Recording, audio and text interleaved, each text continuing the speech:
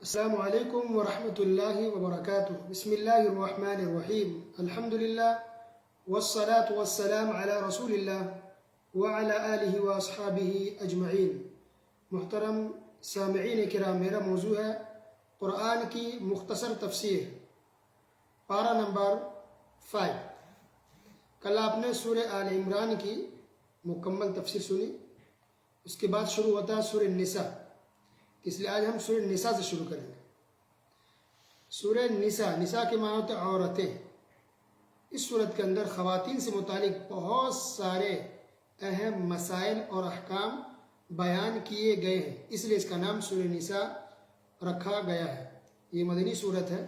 عائشہ رضی اللہ تعالی عنہ فرماتی ہیں کہ سورہ بقرہ اور سورہ نساء جب نازل ہوئی تو میں رسول اللہ صلی اللہ علیہ وسلم کے پاس ہی تھی۔ یہ بات صحیح بخاری کے اندر ہے۔ اس صورت کی اسپیشل خاص کوئی فضیلت نہیں ہے، جیسے نا سورہ آل عمران کے بارے میں فضیلت تھی کہ قیامت کے دن سفارش کرے گی سورت، سورہ بقرہ کے بارے میں فضیلت تھی کہ اس سے شیطان بھاگتا ہے اگر کوئی گھر میں اس کی تلاوت کرے۔ تو اس طرح سے کوئی بات سورہ نساء کے بارے میں نہیں ہے حدیث قرآن کے اندر کہ جو سورہ نساء کو پڑھے گا تو اس کے لیے یہ فائدہ ہو جائے گا۔ اس لیے ہم اپنی طرف سے کچھ بیان نہیں کر سکتے۔ ہاں، قرآن کا حصہ ہے، ہر لفظ کی، ہر آیت کی، ہر لائن کی فضیلت ہے، اہمیت ہے، مقام ہے، اس میں تو کوئی شک نہیں، لیکن اسپیشل خاص کچھ وارد نہیں ہے اس تعلق سے، حدیث میں کچھ بیان نہیں کیا گیا، ٹھیک ہے۔ لیکن یہ صورت بہت ہی اہم ہے، اس کے اندر بہت سے اہم احکام و مسائل بیان کیے گئے ہیں۔ تو سورہ نساء، بسم اللہ الرحمن الرحیم۔ یا ایہا الناس اتقوا ربکم الذی خلقکم من نفس واحدہ وخلق منها زوجها وبث منهما رجالا كثيرا ونساء واتقوا الله الذي تساءلون به والارحام ان الله كان عليكم رقيبا۔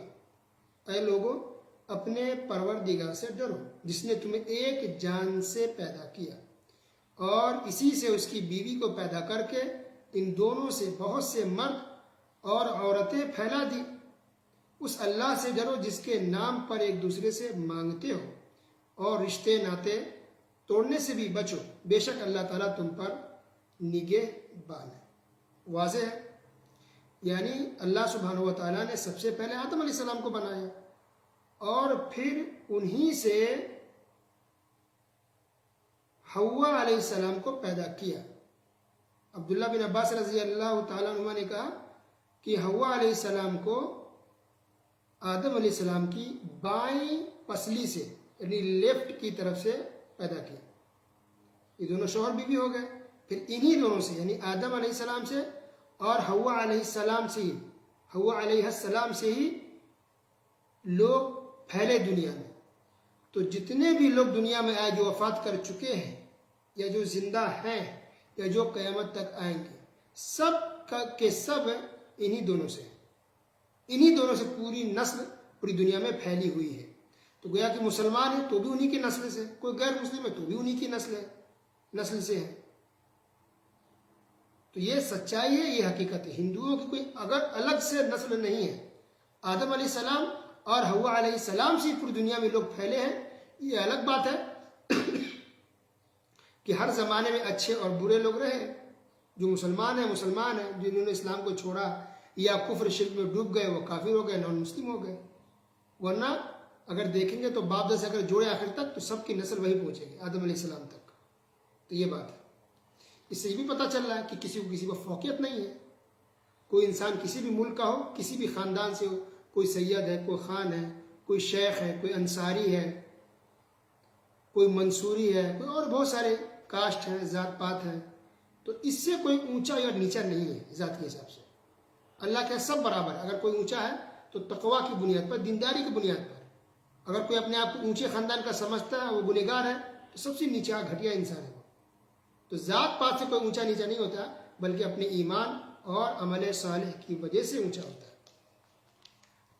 اس کے بعد اللہ تعالیٰ نے وراثت کا ذکر کیا، اور وراثت سے پہلے اللہ تعالیٰ نے شادی کے بارے میں کہا کہ اگر کوئی انسان، کوئی مرد اگر ایک سے زیادہ شادی کرنا چاہے تو کر سکتا ہے، 2 شادی کرے، 3 کرے یا 4 کرے، 4 تک جائز، اس سے زیادہ نہیں۔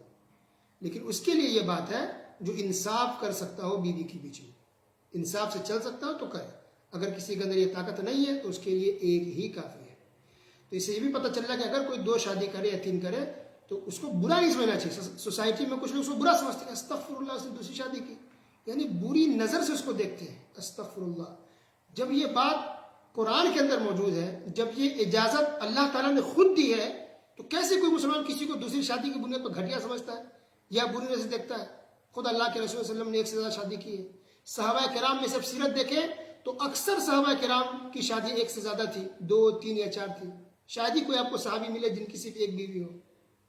تو شادی کی بنیاد پر گھٹیا سمجھنا یہ بالکل گری بات ہے، یہ اسلام کے خلاف ہے۔ ہاں، جو اگر ظلم کرے 2 شادی کر کے ایک کا ساتھ دے، ایک کو چھوڑے یا تکلیف دے تو یہ غلط ہے، اس چیز پر اس کی پکڑ ہونی چاہیے، اس کی سزا ہو یا اس کی اصلاح ہو۔ لیکن صرف شادی کی بنیاد پر کسی کو برا سمجھنا یہ بالکل غلط ہے، اسلام کے خلاف ہے۔ اس کے بعد اللہ تعالیٰ نے وراثت کا ذکر کیا۔ وراثت، انسان کا انتقال ہو گیا تو اس کی جو جائیداد ہے وارثین میں تقسیم کیا جائے گا۔ پوری تفصیل اللہ نے بیان کی کہ وراثت میں حصہ کس کس کو ملے گا، ساروں کا نام لے کر کے اللہ نے بتا دیا۔ تو بیٹا کو بھی ملے گا، بیٹیوں کو بھی ملے گا۔ اگرچہ آپ نے جہیز دے دیا ہو بھر کر کے، پھر بھی آپ کو وراثت میں حصہ دینا پڑے گا، کیونکہ جہیز دینے کا حکم اللہ نے نہیں دیا، رسول اللہ نے دیا۔ یہ آپ سب کا گناہ ہے، یہ آپ سب کے غلط طریقے جس کی وجہ سے غلط رسم و رواج آ گیا۔ تو یہ وراثت میں بیٹیوں کو بھی حصہ ملنا ضروری ہے، یہ اللہ کا حکم ہے۔ تو بیٹوں کو بھی ملے گا، بیٹیوں کو بھی ملے گا۔ اسی طرح بیوی مر جائے تو شوہر کو ملے گا، شوہر مر جائے تو بیوی کو ملے گا۔ اسی طرح کوئی بھی انسان وفات پایا تو اس کے ماں باپ کا بھی وراثت میں حصہ ہوتا ہے، ماں باپ کا بھی وراثت میں حصہ ہوتا ہے، ماں کا بھی اور باپ کا بھی۔ تو شوہر، بیوی، ماں، باپ، بیٹا، بیٹی، یہ سب کے حصے ہیں، پوری تفصیل اللہ نے بیان کر دی۔ اگر کسی کے پاس اولاد نہیں ہے تو پھر بھائی بہن کا حصہ ہوتا ہے، یہ پوری تفصیل موجود ہے۔ کتنا ملے گا یہ ساری باتیں اللہ تعالیٰ نے اس صورت کے اندر بیان فرما دی ہے، آپ تفصیل سے وہاں دیکھ سکتے ہیں، تفصیل سے یہاں بیان کرنے کا ٹائم ہی نہیں ہے۔ تو سورہ نساء آیت نمبر 11 اور 12 کے اندر وراثت کو اللہ تعالیٰ نے تقسیم کر دیا، کس کو ملے گا وہ بھی بات ہے، اور کتنا کتنا ملے گا، کسی کو آدھا ملتا ہے، کسی کو چھٹا حصہ ملتا ہے، کسی کو 1/3 ملتا ہے، یہ ساری تفصیل موجود ہے 11 اور 12 آیت نمبر میں۔ آیت نمبر 13 کے اندر اللہ نے خوشخبری دی کہ جو لوگ انصاف سے چلیں گے اور انصاف سے تقسیم کریں گے وراثت کو، اس کے لیے خوشخبری ہے۔ اور آیت نمبر 14 کے اندر اللہ نے دھمکی دی ہے، اللہ نے صاف طور پہ کہہ دیا کہ اگر کوئی انسان صحیح سے اگر تقسیم نہیں کرتا ہے، منمانی کرتا ہے، کسی کو دیا کسی کو نہیں دیا، یا صحیح سے تقسیم نہیں کر دیا، خوشی سے کسی کو اٹھا کے دے دیا، انصاف سے نہیں چلا، تو اس کے لیے سخت عذاب ہے، بلکہ ایسے آدمی کو جہنم میں ڈالا جائے گا، وہ ہمیشہ جہنم میں رہے گا۔ اللہ اکبر، اتنی خطرناک بات کہی گئی ہے۔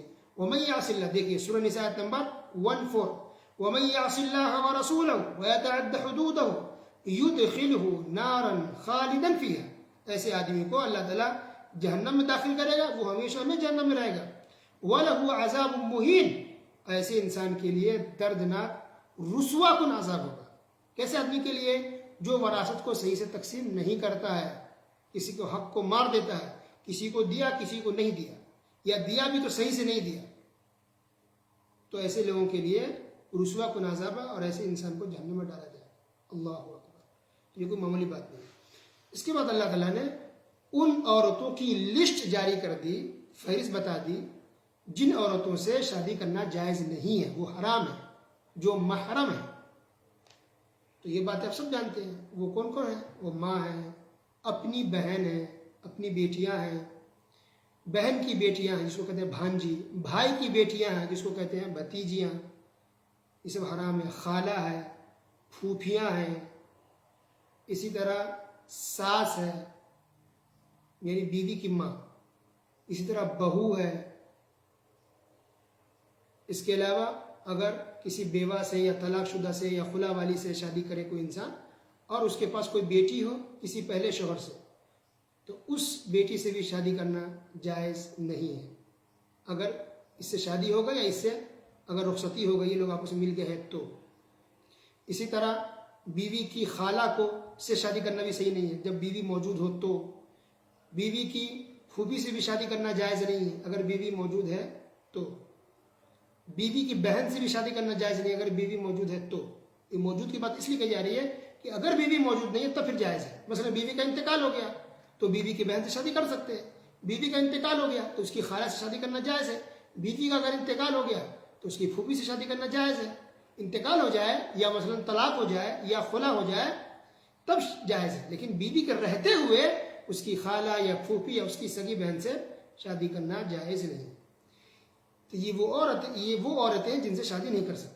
اسی طرح وہ عورت بھی حرام ہے ان سے شادی کرنا جو شادی شدہ اس کے شوہر موجود ہے, اس سے خلا بھی نہیں ہوا, طلاق بھی نہیں ہوئی, شوہر مرا بھی نہیں, وہ نکاح میں ہے, پھر بھی اگر کوئی سے شادی کر رہا ہے تو حرام, اس کی شادی نہیں مانی جائے گی, وہ زنا اور بدکاری ہوگی. شادی کب جائز ہوگی؟ جب اس کا طلاق ہو جائے یا خلا ہو جائے یا شوہر کا انتقال ہو جائے, تو عدت گزارنے کے بعد شادی کر سکتی ہے. شوہر کے رہتے ہوئے وہ شادی اگر دوسری کر لے چھپ چھپا کے, اگرچہ وہ تکلیف میں ہے, شوہر پریشان کر رہا ہے, کوئی اور مسئلے بھی ہو سکتے ہیں, تب بھی جائز نہیں ہے. اب اس سے انسان طلاق لے لے, خلا لے لے, رشتہ توڑے, عدت گزارے, پھر شادی کر سکتے ہیں. لیکن نکاح میں رہتے ہوئے شادی کوئی کر لے تو وہ زنا ہے, بدکاری ہے, وہ شادی نہیں مانی جائے. اس کے لیے اور بھی عورتیں ایسی ہے جسے شادی کرنا جائز نہیں ہے, جیسے رضائی بہنیں. کوئی بچہ ہے, کسی ماں کے علاوہ کسی اور عورت کا دودھ پیا, ایسا ہوتا ہے, تو کسی اور عورت کا بچے نے دودھ پی لیا تو اب وہ عورت اس کے لیے ماں بن گئی, اپنی ماں کی طرح ہو گئی. اس کی بیٹیاں اس کی اپنی بہن کی طرح ہو گئی, تو ان کی بیٹیوں سے بھی شادی انسان نہیں کر سکتا. یا مثلا اگر کوئی بچی نے دودھ پیا ہے تو اس عورت کے بیٹوں سے اس بچی کی شادی نہیں ہو سکتی ہے. اسی کو کہتے ہیں رضائی, یعنی دودھ پی کر کے, فیڈنگ کے ذریعے دودھ پی کر کے بھی رشتے حرام ہو جاتے ہیں, اس کے بیٹے یا بیٹیوں سے شادی نہیں ہو سکتی ہے. لیکن صرف اس بچی کی یا اس بچہ کا, بس اس کے جو بھائی بہن ہیں اپنے ماں باپ کے, اصلی ماں باپ کے, تو ان کے بچوں سے شادی ہو سکتی ہے, دوسری عورت کے بچوں سے. لیکن یہ بچی جو ہے وہ دودھ جس عورت کا پیا ہے ان کی اولاد سے شادی نہیں ہو سکتی. ٹھیک ہے, تو اگر پورا ملایا جائے ٹوٹل تقریباً 33 خواتین ایسی ہیں یا 33 لڑکیاں ایسی ہیں جن سے شادی کرنا جائز نہیں ہے. تو جن میں سے کچھ عورتیں ایسی جسے کبھی بھی جائز نہیں ہے, ہمیشہ کے لیے حرام ہے, اور کچھ عورتیں ایسی جسے وقتی طور پر حرام ہے, بعد میں جائز ہے. کیا مطلب یہ کہ بیوی کے رہتے ہوئے سالی سے شادی نہیں ہو سکتی, حرام ہے. 2 بہنوں کو ایک نکاح میں نہیں رہ سکتے. لیکن بیوی کا مثلا انتقال ہو گیا تو اب سالی سے شادی کرنا جائز ہو گیا. تو کچھ وقتی طور پر حرام ہے, بعد میں جائز ہوتے ہیں. کچھ عورتیں ہیں جو ہمیشہ کے لیے حرام ہے, کبھی بھی شادی نہیں ہو سکتی. اسی طرح اللہ نے پھر بعد میں یہ بھی کہا کہ مردوں کو عورتوں پر فوقیت حاصل ہے. جو حاکم ہوگا, جس کا جو رول گھر میں چلے گا, وہ مرد ہوگا. ہاں, مشورہ کر سکتے ہیں, مشورہ خواتین دے سکتی ہیں شوہروں کو, لیکن حکومت مرد کی چلے گی. اللہ نے مرد کو سردار گھر کا بنایا ہے, گھر کا حاکم اللہ تعالیٰ نے مردوں کو بنایا. یہ بات ہے سورہ نساء آیت نمبر 34 کے اندر دیکھ سکتے ہیں اگر یقین نہ ہو تو. صحیح بخاری کے اندر حدیث ہے, اللہ کے رسول صلی اللہ علیہ وسلم نے فرمایا کہ وہ قوم کبھی بھی کامیاب نہیں ہو سکتی جس نے اپنے امور ایک عورت کے سپرد کر دے. یعنی عورت کو سردار بنا دے, عورت کو حاکم بنا دے, چاہے ملک کا ہو یا کسی اور چیز کا ہو, حاکم بنا دے, تو وہ عورت کامیاب نہیں ہو سکتی ہے. یہ صحیح حدیث ہے, صحیح بخاری کے اندر ہے. اس کے بعد اللہ نے بیان کیا شوہر بیوی کے بارے میں کہ اگر جھگڑے ہو جائے تو ان کی بیچ میں صلح کرا دیا جائے. جہاں تک ہو سکے انسان کوشش کرے کہ صلح ہو جائے, رشتہ ٹوٹنے نہ پائے, رشتہ بچانے کی کوشش کرے. وہ طلاق, وہ خلا, وہ آخری سٹیج ہے, کوئی راستہ نہیں ہو رہا تو آخری میں طلاق خلا لیا جاتا ہے. ورنہ پہلی کوشش بلکہ دوسری کسی بھی کوشش یہی ہونی چاہیے کہ دونوں میں صلح ہو جائے. بہت سے رشتے ایسے ہیں شوہر بیوی کہ طلاق جذبات میں لے لیتے ہیں, خلا طلاق میں جذبات میں آ کے لے لیتے ہیں, بعد میں پچھتاتے ہیں, روتے ہیں, گڑاتے ہیں, مسئلے پوچھتے ہیں. یہ نہیں ہونا چاہیے, صبر کریں. پھر اللہ نے ماں باپ کے ساتھ, رشتہ داروں کے ساتھ, پڑوسیوں کے ساتھ اچھا سلوک کرنے کا, ان کے حقوق کو ادا کرنے کا حکم دیا ہے. ایک آیت ہے اس کے اندر, آیت نمبر 41, فَكَيْفَ إِذَا جِئْنَا مِن كُلِّ أُمَّةٍ, پس کیا حال ہوگا اس وقت کہ ہر امت میں سے ایک گواہ ہم لائیں گے اور آپ کو ان پر گواہ بنا کر لائیں گے. یہ بات اللہ تعالیٰ نے کہی, یعنی نبی صلی اللہ علیہ وسلم کے بارے میں کہ قیامت کی دن گواہ لایا جائے گا, اور پھر نبی صلی اللہ علیہ وسلم کو ان تمام پر گواہ بنایا جائے گا. تو جیسے یہ آیت کی تلاوت کی عبداللہ بن مسعود رضی اللہ تعالیٰ عنہ نے, تو نبی صلی اللہ علیہ وسلم رونے لگ گئے. پھر اللہ تعالیٰ نے بیان کیا کہ اگر کوئی انسان کسی مسلمان کو جان بوجھ کر قتل کر دے تو اس کا انجام کیا دیکھیے, فَجَزَاؤُهُ جَهَنَّمَ, خالدا فيها وغضب الله عليه ولعنه وأعد له عذابا عظيما. جو آدمی جان بوجھ کے قتل کر دے کسی مسلمان کو، مومن کو، چاہے وہ مرد ہو وہ عورت ہو، تو وہ ایسا آدمی جہنم میں داخل ہوگا. اللہ تعالیٰ کی اس پر لعنت ہوگی، پھٹکار ہوگی، اللہ اس پر غضبناک ہوگا، اور اللہ تعالیٰ نے ایسے آدمی کے لیے بہت بڑا اور خطرناک عذاب تیار کر رکھا ہے. اس کے بعد اللہ تعالیٰ نے یہ کہا کہ جو انسان نبی کے فیصلوں کو، نبی کی باتوں کو، نبی کے فیصلوں کو دل سے خوشی سے قبول اگر نہیں کرے تو وہ انسان مسلمان نہیں ہو سکتا. یعنی نبی نے کوئی فیصلہ کیا، اب کوئی انسان نہیں یہ اچھا تو نہیں، یہ گڈ نہیں ہے، یہ فیصلہ صحیح نہیں لگ رہا مجھے، یہ مجھے فیصلہ پسند نہیں آیا، تو اللہ تعالیٰ نے کہا قسم کھا کر کے فلا وربک، تمہارے رب کی قسم، رب کی قسم، اللہ تعالیٰ نے قسم کھا کر کے کہا کہ ایسا انسان مسلمان مومن ہو ہی نہیں سکتا جو نبی کے فیصلے کو دل سے بغیر کسی چون چرا کے، بغیر دل میں تنگی رکھے ہوئے خوشی سے اگر نبی کے فیصلے کو قبول نہیں کرے گا تو مسلمان نہیں ہوگا. سوچیے اب یہ بات نبی کے بارے میں ہے، تو اگر کوئی انسان اللہ تعالیٰ کی کوئی حکم کو جو قرآن کے اندر موجود ہے یا حدیث کے اندر ڈائریکٹ جو اللہ نے حکم دیا ہے، اس بات پر اگر کوئی اعتراض کرے کہ نہیں یہ اچھا نہیں ہے، یہ حکم ٹھیک نہیں، یہ مسئلہ صحیح نہیں ہے، اللہ نے کیوں اس کو حلال کر دیا، اللہ نے کیوں اس کو حرام قرار دے دیا، اللہ نے یہ بات کیوں کہی، یہ مجھے اچھا نہیں لگا، تو اس کا مطلب ہے کہ ایسا انسان خطرے میں پڑ جائے گا. وہ ایسا انسان اسلام سے نکل سکتا ہے. کوئی معمولی چیز نہیں ہے. کیا گڈ ہے، کیا ناٹ گڈ ہے، کیا بیڈ ہے، کیا اچھا ہے، کیا برا، کیا صحیح ہونا چاہیے نہیں ہونا چاہیے، ہم سے لاکھ گنا اللہ رب العالمین جانتا ہے. اللہ ہی نے ہم سب کو بنایا، ہمارے دلوں کو، ہماری سوچ کو، ہماری تھنکنگ کو، یہ دنیا کو، زمین آسمان کو، اسلام کو، تو ہمارے لیے کیا اچھا ہے، کیا اچھا نہیں ہے، کیا بھلائی ہے، کس میں بھلائی نہیں ہے، یہ ساری باتیں ہم سے کئی گنا زیادہ اللہ رب العالمین جانتا ہے. تو ہر مسئلے کو، ہر حکم کو خوشی کے ساتھ دل سے ہمیں قبول کر لینا چاہیے. پھر اللہ نے کہا کہ اگر کسی مجلس میں آیت کا مذاق اڑایا جائے یا شریعت کا مذاق اڑایا جائے، ہنسی مذاق کیا جائے اسلام کو لے کر کے، تو ایسی مجلس میں نہیں بیٹھنی چاہیے. اور پارہ نمبر 5 کی جو آخری آیت ہے اس میں اللہ نے یہ کہا، بہت اہم بات دیکھیے، کہ اللہ تعالیٰ تمہیں سزا دے کر کیا کرے گا اگر تم شکر گزاری کرتے رہو اور ایمان پر قائم رہو. اللہ یہ کہتے کہ کتنی نرمی کے ساتھ، یعنی اللہ تعالیٰ کو کوئی شوق نہیں ہے کہ اللہ تمہیں عذاب دے، جہنم میں ڈال دے، قبر کے اندر عذاب دے، نہیں، کوئی شوق اللہ تعالیٰ کو نہیں ہے. نہیں اللہ کو مزہ آتا ہے عذاب دے کر کے، نہ اللہ کو کوئی فائدہ ہوتا ہے عذاب دے کر کے. اگر انسان ایمان پر چل رہا ہے، اللہ اس کے رسول کی اطاعت کر رہا ہے، توحید پر ہے، صحیح راستے پہ، تو اللہ کسی کو عذاب دینے والا نہیں ہے. تو عذاب اس کے لیے جو نافرمانی کرے، جو گناہ کرے، جو خلاف جائے، اس کے لیے عذاب ہے. اور عذاب کا مستحق تو ہر عذاب کے قائل ہر انسان ہو. دنیا میں جا کے چوری کرتا ہے، کیا پولیس پکڑ کے نہیں لے جاتی ہے؟ کیا کوئی کسی کوئی قتل کر دے تو کیا آپ کو سزا نہیں دلواتے؟ کوئی آپ پر ظلم کرے تو آپ نہیں کہتے کہ ہاں مجھے اس کا بدلہ چاہیے؟ تو آپ کا یہ حال ہے، تو کیسے اللہ تعالیٰ انصاف نہیں کرے گا؟ کیسے کافی مسلم برابر ہو جائے گا؟ کیسے کوئی مسلمان مومن متقی ایک گنہگار کیسے برابر ہو سکتا ہے؟ انصاف تو ہونا چاہیے نا.